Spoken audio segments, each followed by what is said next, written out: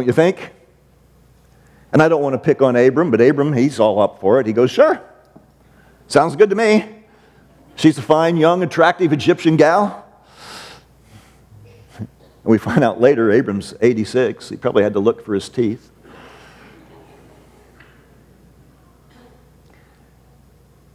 And what a mess they made. As things begin to unfold, we find that Hagar, who is now carrying Abram's child, cops an attitude towards Sarai.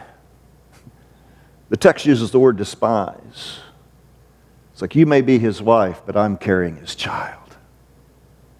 A matter of friction, a matter of arrogance. I may be the servant. I'm carrying his child. Sarai, of course, is hurt by that. And what does she do? She takes her hurt and she takes her anger and she turns it on Abram. She says to Abram, it's your fault. Now wait a minute, thought it was your idea. But when things go south, we don't like to accept responsibility. We like to point fingers and blame others. So Sarai turns on her husband. And Abram, in a statement that troubles me, releases Sarai to deal with Hagar as she will. Behold, your maid is in your power. Do to her what is good in your sight. Wow. And Sarai mistreats Hagar to the point where she runs away. She sees no possible resolution to the problem. Even with the child that she carries, she runs away. You know, we can do the same thing when we try to force God's hand or are impatient with His timing. We can make a mess of things. We think our plans are so good. We've laid everything out. We've thought everything through. It makes sense to us. But our thoughts don't even begin to compare with the thoughts of God. And our wisdom, Paul says, doesn't even ascend to the level of the foolishness of God. But we think we're pretty smart. And then we make a mess of things. And relationships unravel and tensions increase and people get hurt. And someone flees to the desert, such as Hagar. But God is mindful of it all. God is aware of every thought and every inclination of the heart. Listen to what Moses writes beginning at verse 7. Now the angel of the Lord found Hagar, by a spring of water in the wilderness, by the spring on the way to Shur. And he said, Hagar, Sarai's maid, where have you come from? Where are you going? And she said, I am fleeing from the presence of my mistress Sarai. And the angel of the Lord said to her, return to your mistress and submit yourself to her authority. Boy, that sounds tough counsel. Return to the one who's abusing me? Return to the hand of a mistress who has mistreated me so harshly? But what God is trying to say is running away is not the answer. Running away is not the answer. I don't remember if I was in junior high or high school. I was hanging out with one of my friends, Mike, and another one of my friends, Kent, came up to me and he said, I just want you to know that I'm running away.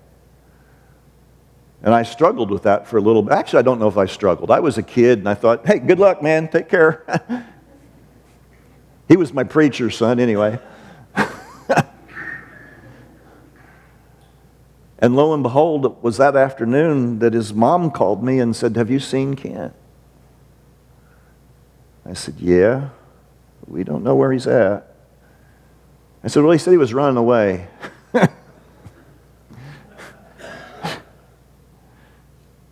They found him a state over at some friends' houses that he had met at church camp. But he was safe, he was sound, but he was gone. Running away isn't the answer. When things are tough, when tensions arise, when hurts cut deep, running away isn't the answer. Where have you come from? Where are you going? Return and submit. But God doesn't leave her in a position that's totally uncomfortable. God speaks to her a word of hope. Look at verses 10 through 12. Moreover, the angel of the Lord said to her, I will greatly multiply your descendants so that they will be too many to count. And the angel of the Lord said to her further, Behold, you are with child, and you will bear a son, and you will call his name Ishmael, because the Lord has given heed to your affliction. Now he will be a wild donkey of a man. His hand will be against everyone, and everyone's hand will be against him. And he will live to the east of all of his brothers. If you have a Bible that gives you little footnotes and explanations of names and words, or maybe you've studied this in the past, Ishmael means God hears. God hears.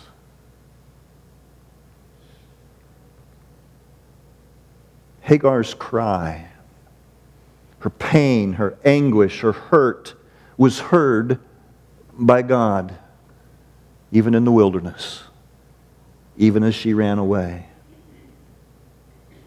And God makes a promise to her. Notice this.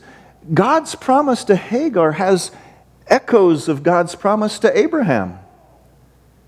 How many descendants is she going to have? Too many to count. Too many to count. And then he talks a little bit about Ishmael. Any of you have a son that you would refer to as a wild donkey? Maybe that's a little bit different for us to think of. It wasn't necessarily an insult. It was pointing out to Hagar that her son was going to be a man of fierce independence, of stubborn pride, and of untamable strength. While the angel spoke to Hagar of a human son, of Ishmael, God speaks through Job in Job 39, verses 5 through 8, just about that kind of animal. The characteristics that are being attributed to Ishmael. It says, Who sent out the wild donkey free? And who loosed the bonds of the swift donkey? To whom I gave the wilderness for a home and the salt land for his dwelling place. He scorns the tumult of the city and the shoutings of the driver he doesn't hear. He explores the mountains for his pasture and searches after every green thing. Untamable.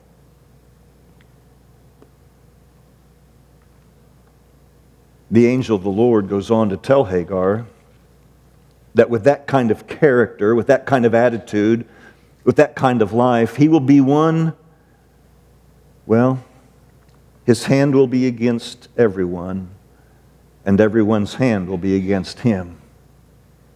He will oppose everyone, and everyone will oppose him. You know, it is widely thought, and even taught within Islam, that Ishmael, son of Abraham, is the father of the Arab nations and peoples. And centuries later, when a fellow by the name of Muhammad would arise within that race, Islam would rise as the faith of the Ishmaelites. And tensions persist to this day. Arab versus Jew. Islam against the world. God blesses Hagar, but the consequences of Sarai having given her to Abram in the first place rippled down through the centuries, even to today. Isn't that interesting? See, when I make a bad call, when I do something stupid, and believe me, I'm quite capable, God can bring about a blessing, can bring about good from my mistakes, and yet there might be consequences that ripple and impact the lives of others negatively for who knows how long. Same with the decisions that you make when we decide that we want to run ahead of God, that we know better than He does. Remember where the angel of the Lord found Hagar? She's by the spring of water in the wilderness, the spring that is on the way to Shur. And we're told in verses 13 through 16 a little bit more. Then Hagar called the name of the Lord who spoke to her, "You are a God who sees." For she said, "Have I even remained alive here after seeing him?" Therefore the well is called Be'er Lahai Roi. Behold, it is between Kadesh and Bered. And so Hagar bore Abram a son. And Abram called the name of his son, whom Hagar had borne, Ishmael. And Abram was 86 years old when Hagar bore Ishmael to him. Hagar had met God and attributed to him a name. The God who sees.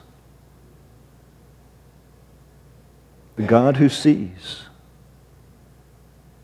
She even names that well, the well of the living one who sees me. Here is Hagar, a mere handmaid, a servant, a slave, despised by her mistress and forsaken by the father of the child that she carries. But she is seen by God. You ever feel invisible?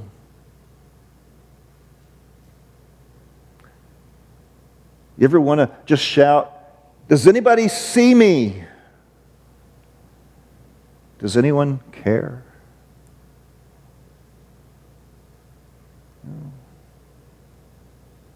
Why is there such an epidemic of suicides amongst young people? A pain that runs so deep that they feel so helpless that they're running away, in a sense. Why are there so many adult relationships that end ugly? Because of the hurt that is so deep, inflicted by one upon another. And you want to say, "Does anyone see me?"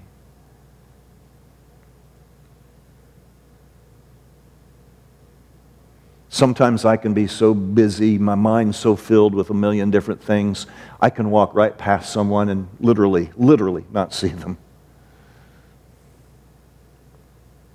I love an old story. Stuart Briscoe preached for years just outside of Milwaukee, Wisconsin. And he said, "You know how we are. How you doing?" "I'm fine." It's a greeting. And he says one day he's walking into the church building and a senior citizen, a little sweet lady of his, he knew her.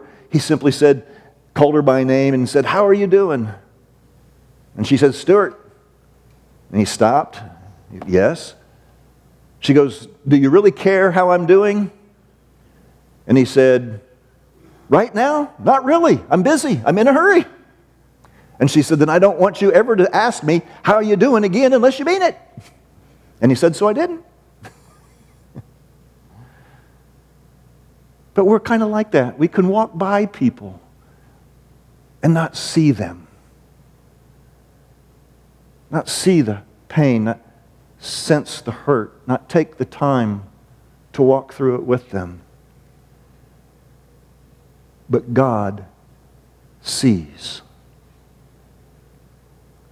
He sees Hagar in our story, and He sees you too. He hears your cry, He sees your pain, and He deals with you in His mercy and His grace.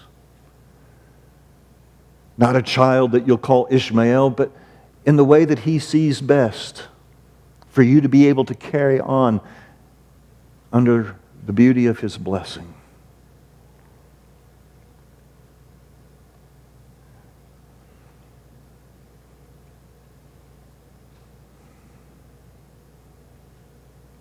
What an interesting soap opera is Genesis 16. And the ending? Maybe not what we could consider perfect, but it is the fingerprints of God upon it. And therefore it is good, and who am I to say it's not? Hagar bore Abram a son, and Abram called him Ishmael. He's a father at 86 years old. And yet there's another child to come, child of promise. We'll get to him in a couple chapters. I want us to think, though, as we close, about where we turn in our moments of hurt and pain, of sadness and sorrow. Hagar ran away, but is met by God. And her life changes. She calls him the God who sees. And God gives her a name for her son, God hears. That's interesting in a season so many thousand years ago when people turned to gods that didn't see and didn't hear. The gods of Egypt. Remember, Hagar was an Egyptian? Later we read that she got Egyptian wives for Ishmael. But the gods of Egypt are blind and deaf. The gods of Babylon are blind and deaf. The gods of Greece are blind and deaf. The gods of Rome are blind and deaf. The gods of Canaan are blind and deaf. And the gods of the United States are blind and deaf. The gods of our day are blind and deaf. Save one. The God and Father of our Lord Jesus Christ. I want to read for you from Psalm 115, verses 1 through 13, with minimal comment, but a little bit. Not to us, O Lord, not to us, but to your name give glory, because of your loving kindness. That Hebrew word hesed, which is untranslatable. God is so full of love and concern and care and compassion and grace and mercy that it is who He is. Because of your loving kindness, because of your truth. Why should the nations say, where now is their God? But our God is in the heavens. He does what He pleases. Their idols are silver and gold, the work of man's hands. They have mouths, but they cannot speak. They have eyes, but they cannot see.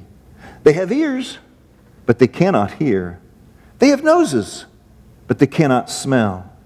They have hands, but they cannot feel. They have feet, but they cannot walk. They cannot make a sound with their throat. Those who make them will become like them. Everyone who trusts in them. O Israel, trust in the Lord. He is their help and their shield. O house of Aaron, trust in the Lord. He is their help and their shield. You who fear the Lord, trust in the Lord. He is their, I would say, our help and their shield. The Lord has been mindful of us. He will bless us. He will bless the house of Israel. He will bless the house of Aaron. He will bless those who fear the Lord, the small together with the great. You see, we have a God who hears. We have a God who sees. And He is our help and our shield. Run to Him. Even this morning, we're going to sing, run to Him, fall before Him. Like Hagar, say, you are the God who sees me. Would you stand as we sing?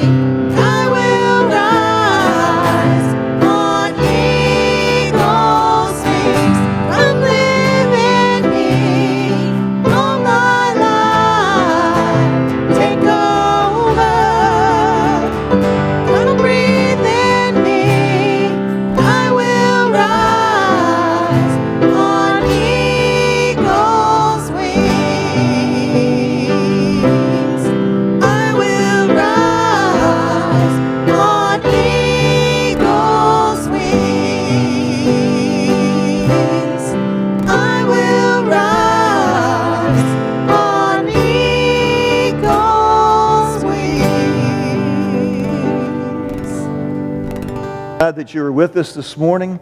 May we each go and reside in His loving kindness, know His mercy and His grace. Let's sing.